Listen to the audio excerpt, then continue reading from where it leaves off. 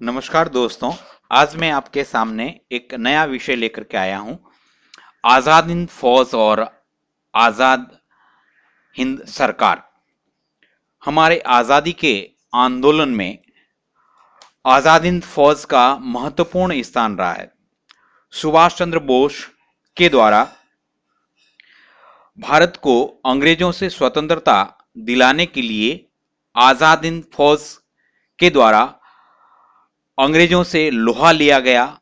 भारत के दक्षिण और पूर्व में आक्रमण किया और अनेक स्थानों पर उन्हें सफलता भी प्राप्त हुई थी।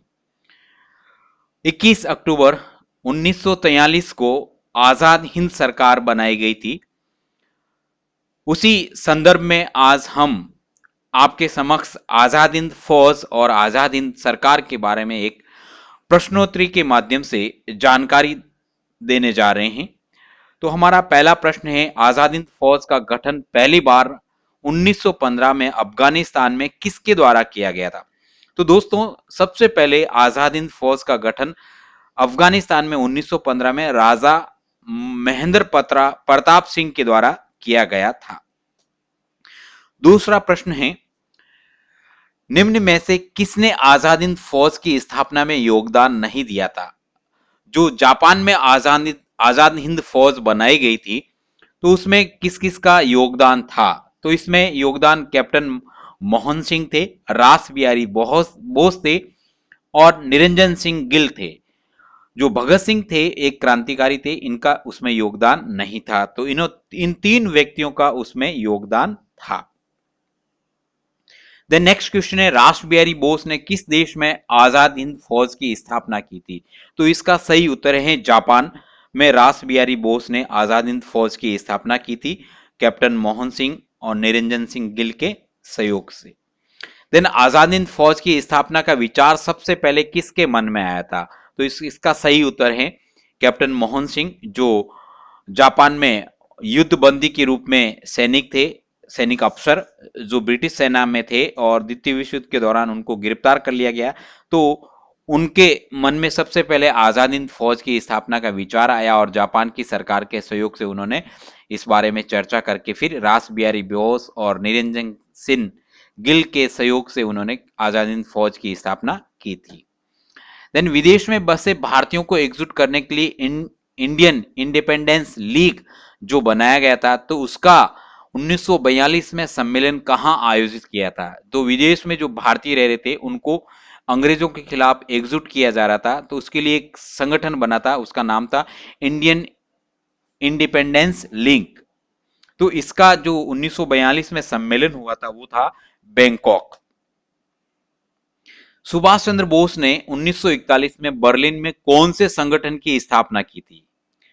तो जब सुभाष चंद्र बोस भारत से 1940 में पहुंचे जर्मनी में और वहां जाकर के उन्होंने एक संगठन बनाया था, उस संगठन का नाम था Indian league. The next question है कि आजाद हिंद फौज में भर्ती सैनिक कहां से आए थे? जो आजाद हिंद फौज गठित की गई थी तो उसमें जो सैनिक आए थे वो कहां से थे? तो उसका सही उत्तर है कि जापान में भारतीय जो युद्ध बंदी सैनिक थे वो आजाद हिंद फौज का हिस्सा बने थे। तो द्वितीय विश्व युद्ध के दौरान भारत जो अंग्रेजों के अधीन था, तो अंग्रेजी सेना में जो भारतीय थे जो जापान के खिलाफ युद्ध लड़ रहे थे, तो जापान ने बहुत सारे ऐसे ब्रिटिश सेना के सैनिकों को गिरफ्तार करके जेल में डाल दिया था। तो बाद में उन्हीं युद्ध बंदियों को रिहा किया जापान सरकार ने और उसको आजाद हिंद फौज में भर्ती किया गया था। द नेक्स्ट क्वेश्चन की जर्मनी के नियंत्रण वाले क्षेत्र से सुभाष चंद्र बोस किस देश में पनडुब्बी से पहुंचे थे? तो जब जर्मनी में इंडियन लीग की स्थापना की और फिर बाद में लगा सुभाष चंद्र बोस को कि उनको रशिया के खिलाफ जो है युद्ध में यूज किया जा सकता है, तो वो वहां से फिर चुपचाप निकल चले और वो पनडुब्बी के माध्यम से सिंगापुर पहुंच गए थे। और नेक्स्ट क्वेश्चन की सुभाष चंद्र बोस ने 1943 में भारतीयों को किस रेडियो से संबोधित किया था? तो इसका सही उत्तर है टोक्यो रेडियो से। टोक्यो रेडियो के माध्यम से सिंगापुर में जो है सुभाष चंद्र बोस ने भारतीयों को संबोधित किया और कहा कि अंग्रेज हमें ऐसे ही आजाद नहीं कर देंगे, उसके लिए हमें संघर्ष करना पड़ेगा। देन आजाद हिंद फौज का प्रतीक चिन्ह क्या था? जो आजाद हिंद फौज गठित की गई थी, सुभाष चंद्र बोस जो उसका नेतृत्व कर रहे थे, रास बिहारी बोस ने उसको नेतृत्व सौंप दिया था बाद में 1943 में। तो उसका जो है सिंबल, जो फ्लैग था, उसमें किसका सिंबल था? तो उसके सही उत्तर है झंडे पर दहाड़ता हुआ बाघ का चित्र जो था वो उसका आजाद हिंद फौज का चिन्ह था। देन आजाद हिंद फौज का नेतृत्व रास बिहारी बोस ने सुभाष चंद्र बोस को कब सौंपा था? इसका सही उत्तर है 4 जुलाई 1943। जो सुभाष चंद्र बोस ने सिंगापुर रेडियो के माध्यम से भारतीयों को संबोधित किया, तो उससे प्रभावित होकर के जो है रास बिहारी बोस ने, उन्हें लगा कि सुभाष चंद्र बोस के हाथों में आजाद हिंद फौज सबसे सुरक्षित रहेगी और वही सही कुशल व्यक्ति हैं उसके लिए। तो उन्होंने जो है उनको इनवाइट किया था और 4 जुलाई को सुभाष चंद्र बोस को उसका नेतृत्व सौंप दिया और 5 जुलाई 1943 को सुभाष चंद्र बोस ने आजाद हिंद फौज को संबोधित किया था। देन नेक्स्ट क्वेश्चन की 21 अक्टूबर 2018 को प्रधानमंत्री नरेंद्र मोदी ने लाल किले पर भारतीय ध्वज पहना करके आजाद हिंद सरकार की कौन सी वर्षगांठ मनाई? तो इसका सही उत्तर है 75वीं वर्षगांठ जो है 2018 में मनाई गई।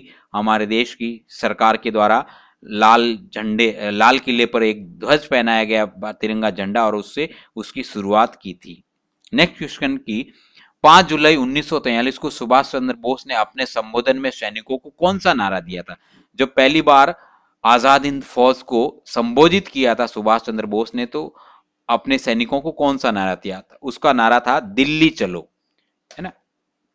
The next question, Azad Hind सरकार की स्थापना सुभाष चंद्र बोस ने कब की थी? तो इसका जो है सही उत्तर है आजाद हिंद सरकार, है ना। आजाद हिंद फौज नहीं, आजाद हिंद सरकार की स्थापना सुभाष चंद्र बोस ने 21 अक्टूबर 1943 को की थी और उस सरकार को अनेक देशों ने जो है मान्यता प्रदान की थी। जापान, जो है जर्मनी, ये अपना इटली, करीब 10 से 15 देशों ने जो है उस जो हमारी आजाद हिंद सरकार थी, जो स्वतंत्र भारत की पहली सरकार थी, अस्थायी सरकार, उसको जो है मान्यता प्रदान की थी। देन नेक्स्ट क्वेश्चन की आजाद हिंद फौज ने 18 मार्च 1944 को भारत के किस भाग पर हमला किया था? तो उसका सही उत्तर है कोहिमा और इम्फाल क्षेत्र पर जो है आजाद हिंद फौज ने हमला किया था और उस क्षेत्र को जीत लिया था। द नेक्स्ट क्वेश्चन है सुभाष चंद्र बोस ने स्वतंत्र भारत की अस्थायी सरकार आजाद हिंद सरकार का गठन कब किया? इसका सही उत्तर है ऑलरेडी हम देख चुके हैं 21 अक्टूबर 1943। The next question, Azad Hind सरकार का मुख्यालय कहां पर था? तो इसका सही उत्तर है सिंगापुर में था आजाद हिंद सरकार का मुख्यालय। और जब बाद में जापान सरकार ने अंडमान निकोबार द्वीप समूह सुभाष चंद्र बोस को सौंप दिए थे, तो उस पर जो है वहां पर भी अपना कार्यालय बनाया था सुभाष चंद्र बोस ने। देन आजाद हिंद सरकार में नेताजी के पास कौन से पद थे? जब आजाद हिंद सरकार का गठन किया था तो सुभाष चंद्र बोस के पास कौन कौन से विभाग थे? तो उसमें था राष्ट्रपति, प्रधानमंत्री और सेना अध्यक्ष, यानी ये उपरोक्त तीनों जो पद थे सुभाष चंद्र बोस के पास ही थे। देन आजाद हिंद सरकार में वित्त विभाग किसके पास था? तो इसका सही उत्तर है एस.सी. चटर्जी के पास जो है वित्त विभाग का कार्यभार था। The next question, Netaji Subhash Chandra Bose को जापान के द्वारा जब अंडमान निकोबार द्वीप प्राप्त हुए थे, तो अंडमान द्वीप का क्या नाम रखा था उन्होंने? तो इसका सही उत्तर है शहीद द्वीप। सुभाष चंद्र बोस ने अंडमान द्वीप को शहीद द्वीप नाम दिया था और जो निकोबार द्वीप था उसको स्वराज्य द्वीप नाम दिया था। तो इस प्रश्न का सही उत्तर है शहीद द्वीप। धन्यवाद आप सभी को।